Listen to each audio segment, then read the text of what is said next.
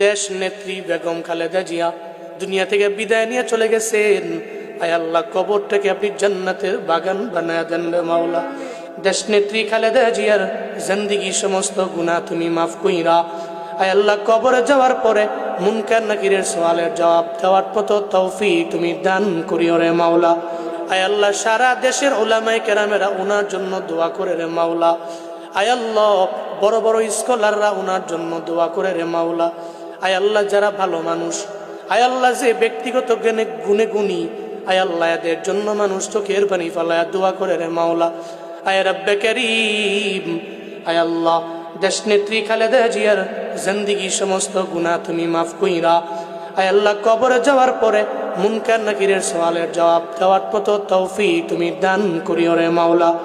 আয় রব্বে করিম, আয় আল্লাহ, প্রবাসীরা আজকের এই মাহফিলের জন্য নিজের টাকা দিয়া পয়সা দিয়া আয় আল্লাহ অনেক কষ্ট করে আজকের এই মাহফিলের সহযোগিতা কইরা আয় আল্লাহ এই মাহফিল দাঁড় করাইছে।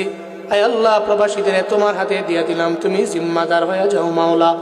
আয় রব্বে করিম, এই ময়দানে দোয়া চাইলো অনেকের বাবা নাই, আয় আল্লাহ, বাবার কবর তুমি জান্নাত বানায়া দাও। দোয়া চাইলেন মা নাই, মায়ের কবর জান্নাত বানায়া দাও আল্লাহ।